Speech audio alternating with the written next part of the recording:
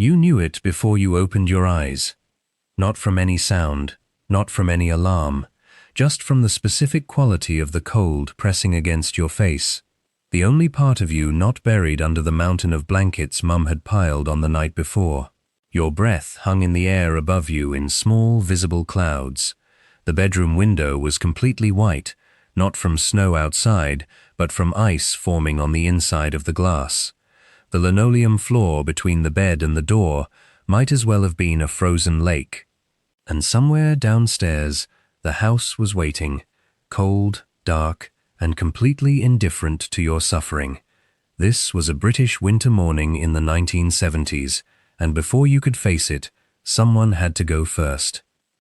If any of that just moved something in you, if you felt that cold for a single second, then you already know exactly what this channel is about.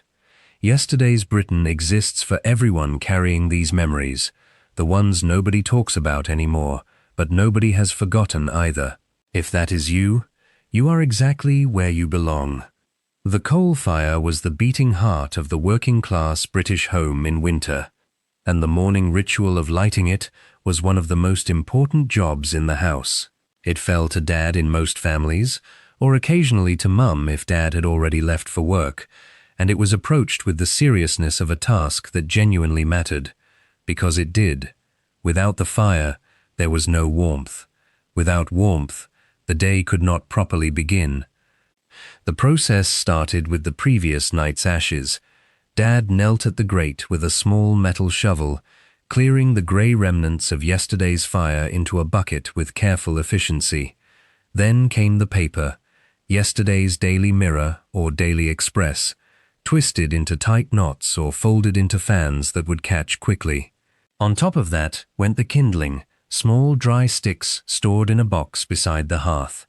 Then the coal itself, placed carefully rather than thrown, because a badly built fire was a fire that went out and had to be started again. A match was struck, the paper caught.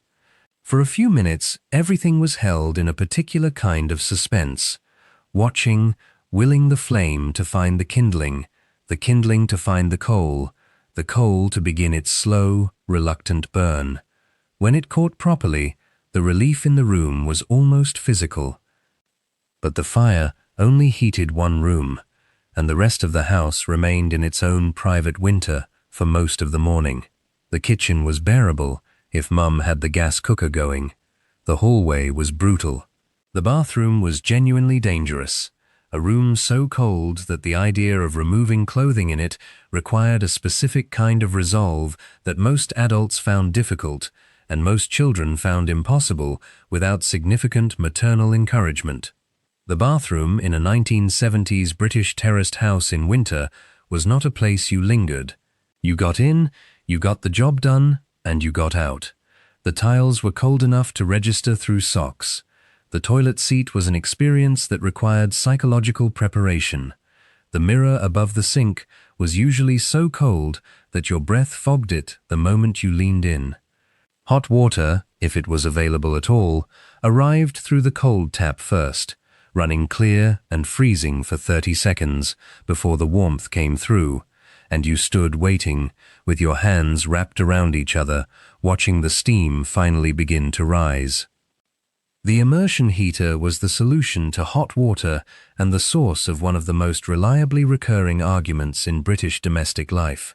It lived in the airing cupboard, that warm, slightly steamy sanctuary tucked beside the bathroom, smelling of clean linen and warmth, and it was operated by a switch that Dad treated as though it were connected directly to the household bank account, which, in a meaningful sense, it was. The immersion heater cost money every minute it ran. Dad knew this with a certainty that went beyond mere awareness into something closer to physical pain. If you turned it on, you turned it off again at the precise correct moment, not a minute later. If you forgot, the consequences were not violent, but were thorough, a look, a silence, a question delivered in a tone that was somehow worse than shouting. "Do you think I'm made of money?" was the phrase, and it was delivered not as a question requiring an answer, but as a verdict that had already been reached. The airing cupboard itself, however, was one of the genuine luxuries of the cold British winter. Getting dressed in there, pulling on a school shirt that had been sitting on the shelf above the hot tank overnight and was therefore warm, actually warm, in a way that nothing else in the morning was one of the small private pleasures that made winter briefly bearable. Mum knew this. She timed the laundry accordingly. The paraffin heater appeared in some homes as a supplement to the coal fire, a portable orange metal cylinder that burned paraffin fuel and threw out a fierce localized heat that smelled strongly of itself and left a faint oily residue on everything within range. It was moved from room to room as needed, carried by Dad or Mum, with a care that acknowledged it was both hot and full of flammable liquid. It heated the bathroom before a bath. It sat in the hallway on particularly brutal mornings.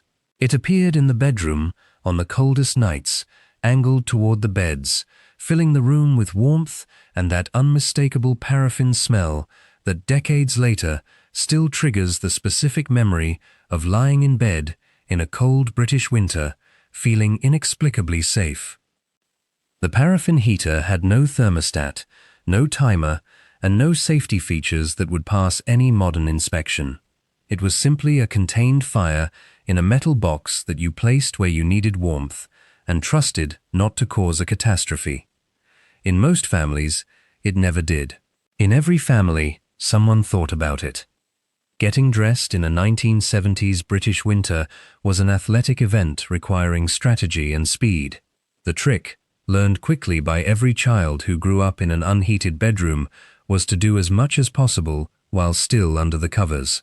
Socks went on under the blankets. Vest went on under the blankets. The longer you could delay the moment of full exposure to the open air of the bedroom, the better your chances of getting through the morning without your entire body registering a formal complaint. The vest was non-negotiable. Mum's position on the vest was absolute and admitted no exceptions regardless of the child's personal feelings on the matter. You wore the vest. The vest went on first. The vest stayed on until Mum decided the weather had changed sufficiently to permit its removal, which in a British winter meant it was often still being worn in April. Thermal underwear, where the family could afford it, added another layer of scratchy, static-generating warmth that was deeply unsexy and deeply effective in equal measure. School meant leaving the house, which meant the full winter dressing ritual: coat, scarf, gloves, and in some families, a balaclava that covered everything except the eyes, and was worn with the resigned acceptance of a child who understood that warmth mattered more than dignity. The walk to school in winter was a lesson in British endurance. Wind came off the terraced streets in concentrated channels between the houses. The pavement was sometimes icy, which added a skating element to the journey that nobody had asked for. By the time you arrived at school, your fingers were numb inside the gloves, and your face had been sandpapered by the cold air for 20 minutes. School itself was cold in ways that a modern child would find genuinely difficult to believe. The classrooms were heated by large cast-iron radiators that clanked and hissed but rarely produced sufficient warmth to reach the back rows. The corridors between classrooms were completely unheated. The toilets were outside in some schools, or in unheated blocks that made the morning bathroom at home feel tropical by comparison. You kept your coat on for the first lesson until the teacher told you to take it off, and then you put it back on the moment the bell went. The hot water bottle was the most important object in the house between October and March. It was a thick rubber vessel, usually red or dark blue, filled from the kettle with boiling water that Mum poured with careful precision, screwing the stopper tight with a tea towel to protect her hands from the heat. It went into the bed 10 minutes before you did, Mum's hands sliding it between the cold sheets, positioning it where your feet would go. The moment you climbed in and found it, still radiating its kettle heat through the rubber, was one of the purest physical pleasures available to a child in a 1970s British winter. By 3 in the morning, it was lukewarm. By 5, it was cold. But by then, you had generated enough of your own warmth beneath the bedding fortress to survive until morning, and the cold rubber of the bottle had become just another familiar object in the landscape of the bed. The bedding fortress itself deserved its own architectural study. It began with the sheet, a proper cotton sheet, cold to the touch when you first got in. Then came the blankets, usually 2 or 3, each one adding its own particular weight. Then the candlewick bedspread, heavy and slightly scratchy, that sat on top of everything else. In the coldest weeks, an old winter coat appeared, placed across the foot of the bed by Mum, without ceremony or explanation, its presence communicating simply that it was going to be a serious night and additional measures had been taken. The total weight of the bedding fortress by mid-January pressed you flat against the mattress with a pressure that was, paradoxically, deeply reassuring. The frozen pipe was the winter emergency that every British family dreaded and most eventually experienced. You knew it had happened when you turned on the kitchen tap in the morning and nothing came out. Not a trickle. Nothing. Dad was called. Dad assessed the situation with the gravity it deserved.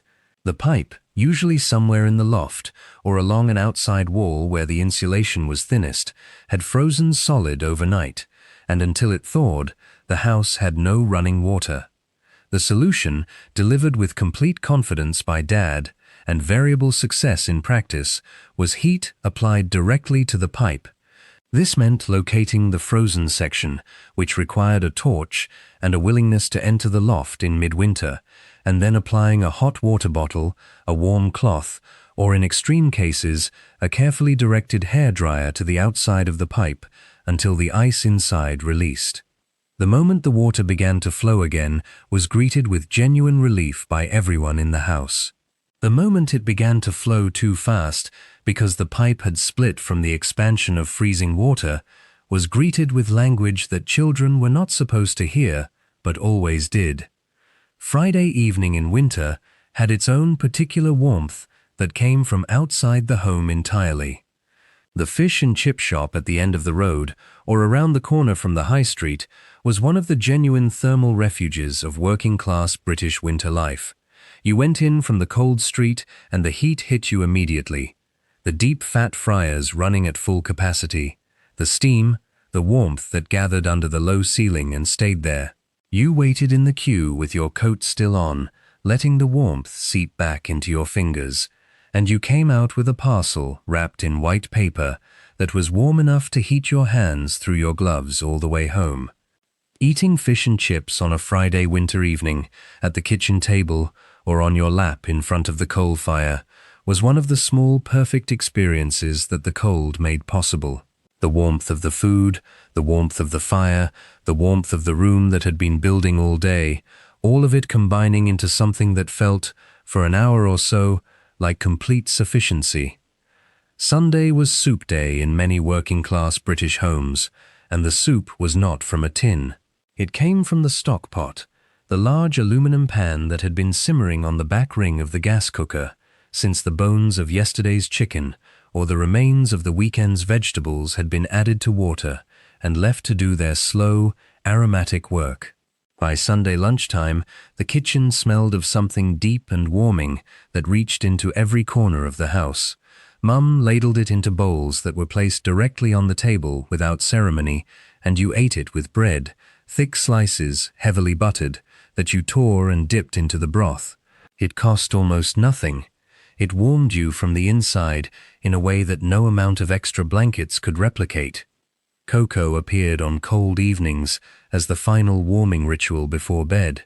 Made with milk heated in a saucepan rather than water, Mum's version, the proper version, it was poured into mugs and carried through to where the family was gathered around the fire, and you held the mug in both hands the way you held everything hot in winter, using it as much as a hand warmer as a drink.